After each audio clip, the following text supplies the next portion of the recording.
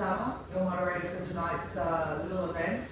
Today we'll focus on hip, back and posture health, kicking off a really special collaboration between Coach Davis from Wokidan Fitness and Wellness and Michael Pan from ProHealth Asia. Tonight is designed for everyone, but primarily for busy professionals who want practical, real-world tips for feeling better, moving well, and thriving despite the demanding lifestyle we all have. We've brought together these two experts who are passionate about helping you achieve lasting wellness. So let me formally introduce both of them. Coach Davis, founder and CEO of Wokidan Fitness and Wellness. Exactly, yeah. Coach Davis is a young, retired professional athlete. Thank you for precising. Okay, you've got to pay me later for that one. And a seasoned health and wellness coach with over 30 years of experience in fitness, dance and boxing. He's known for his holistic, supportive approach, helping clients of all levels build sustainable habits, improve fitness and boost confidence. Welcome. Over to his left, we have Michael Pan, Clinic Manager at ProHealth Asia. Michael is a senior physiotherapist here at ProHealth Asia with a BSc in physiotherapy. Over 19 years experience and multiple professional registrations in both the UK and Hong Kong. He specialises in posture correction and rehabilitation, helping busy people move better and prevent pain. Welcome. Thank you. Thanks for having me. What two great experts. We're going to kick off with a couple of questions before we move into a couple of practical exercises that people can hopefully take away and use in their day-to-day. So to kick us off, I'm going to drill you both with a couple of questions, starting off with you, Coach Davis. Okay. Can you tell me a little bit about what role does strength training play in hip, back and posture health? The role it plays, like the strength training for the overall perspective, is about to build muscles around the spine, the hips, and to create right balance also for the overall body, to make people to stand better and avoid pain.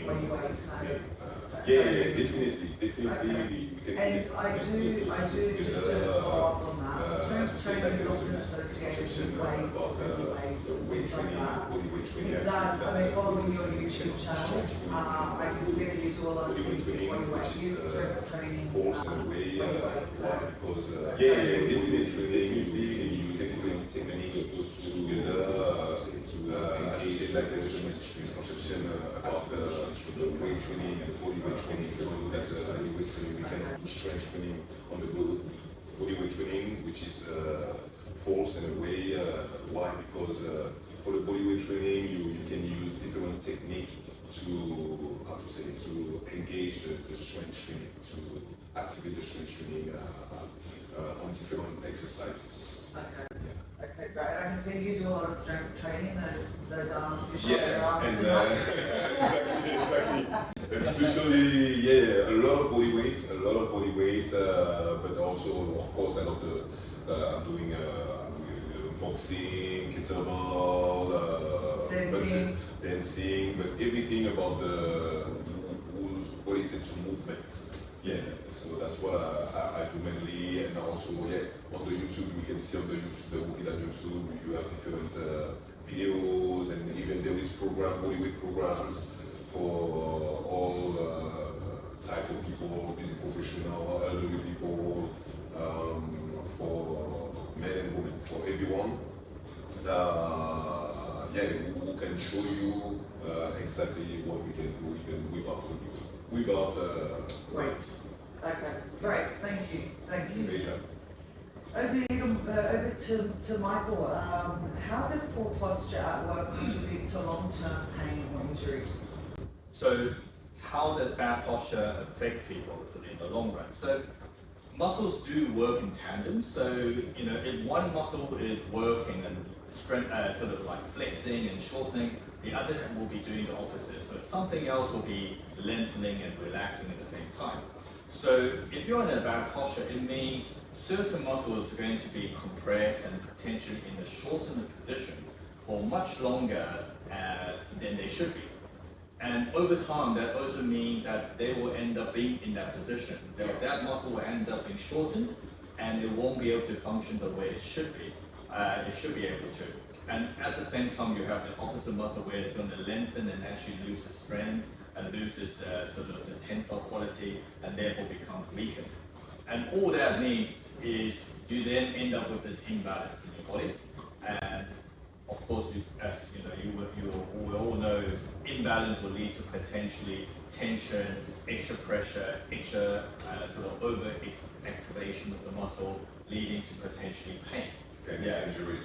Pain and injuries. So, give you a very quick example, like the hip flexor. We sitting there now in a chair, we have our hip flexors really shortened. Imagine you're doing this for 10, 12 hours a day, and you do this for the whole year. This muscle will end up being shortened. Your pelvis then get pulled forward, and at the same time, our lower back then is going into a bit of a shortened position, because then now we're arching our back, hips and pull forward, and then we end up with back tightness in the back, and that leads to our pain. And then when we go to train, all of a sudden we can't extend our hip, we can't stretch our back because they're so tight, and that's leading, potentially being in the pain that we sort of trying to avoid.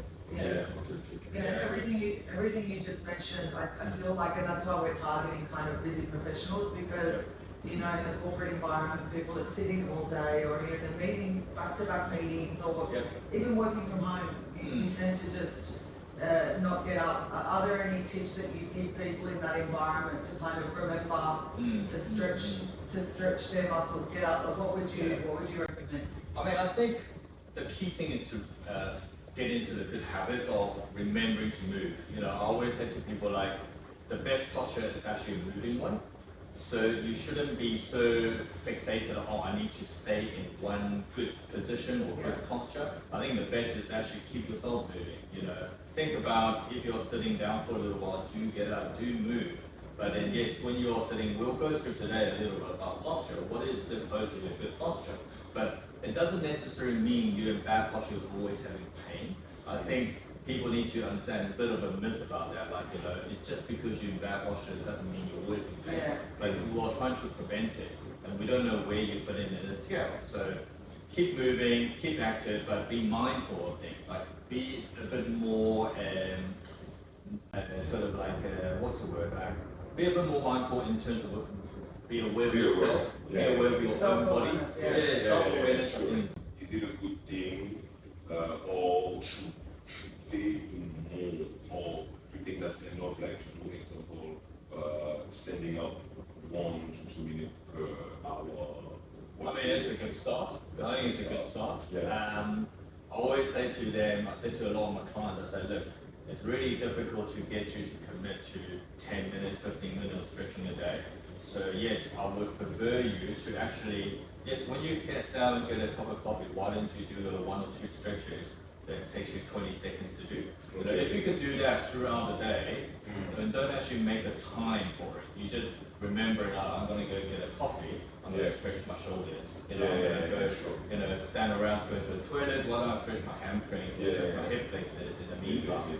I think it's just about, like, sort of break it down to these small little segments, much easier to handle rather than telling people, go home, spend 15, 20 minutes to stretch. People won't do that, and people, family especially, if they go home with kids and everything, it's very important, it's very difficult to enforce. So I always try and encourage them, like, if you have a standing desk, it's not about people asking, it's not just stand for half the day and then sit for half the day. Do you have the capability to maybe change it a few times during the day? Do that a few times, 2-3 times during the day, and then during the day do a couple of stretches rather than touch your foot, cram everything at night when you get home, or in the morning before you leave. Like, rather just try and sort of break it down a little bit easier to get through the day with that. Absolutely, No, they're really good tips, especially, like I said, for busy professionals, and especially for those that travel a lot and do a lot of flying. I think that's important. Now, for both of you, I have a question. Obviously, mental wellness is super important. We've been talking about some great practical tips, and we'll show everyone some practical tips, but I think we often tend to forget how important mindset and self-care is in preventing and managing things like hip, back, and posture health. Mm. How important is that? And two, what are kind of maybe some experiences you've had yourself, both of you, in self-care and preventing or managing your own hip, back, and posture health. We're all not perfect, right? So. What do you think, Dave? Any thoughts? So me, so about the mindset, like life is the foundation. It's very important, So me, what I say to my client is about to keep the positive all the time. Because me, as a ex-rugby player, ex-track and field professional, as a dancer too,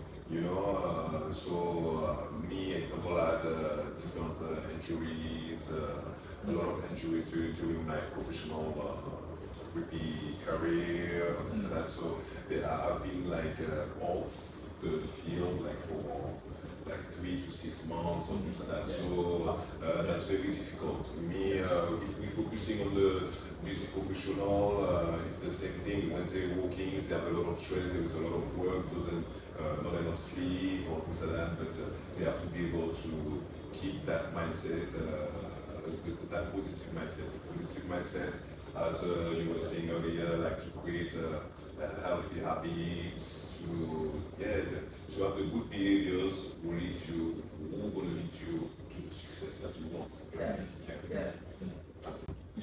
I think it really comes back to that sort of like for me, I think like that sort of self-awareness is really key. I mean, I think mentally, yes, we all live a stressful lifestyle, especially in Hong Kong, Asia. I think it's just being sort of much more, paying a lot more attention to yourself and sort of realizing sort of what is the most important in life. Like, we all want to be healthy. So like mentally, yes, we all have so much to deal with, but we do need to listen to our body every night and then. Sit down, think a little bit about like, okay, am I experiencing any elements that need to be taken care of? Knowing if you haven't been exercising for a little while, what can you do to sort of lead a healthy lifestyle? But it comes back to do you want to? I think that's the thing, like, do you want to? Exactly. And I think no one can pressure you or sort of force you. It really sort of comes from that. But being aware, like, if you are fed up with having pain, you want to do something about it. That's a good start. So I think self-awareness and knowing what element maybe sometimes. I have clients where they come and they're already very active, but then they come to see me and then I ask them like, how do you feel in terms of, do you feel you're in a good spot at the moment?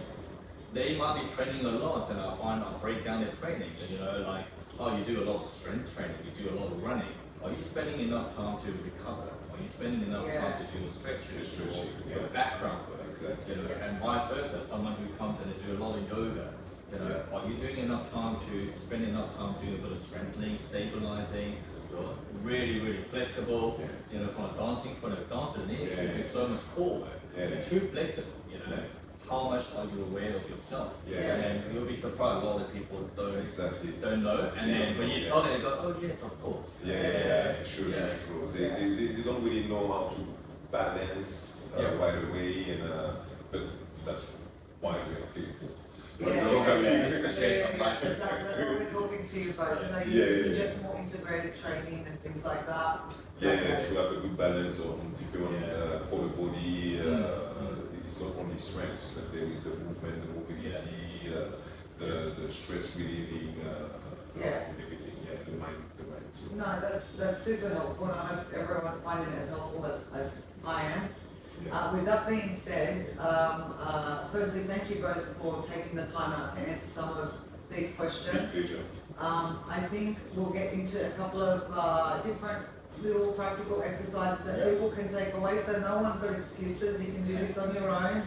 Again, self-awareness and consistency and having a positive mindset is something that will get you there. So I'm going to be quiet for a little while. I'll maybe throw in a couple of comments or questions, but I'll let you two take the spotlight to go through some of the exercises. Thank you again.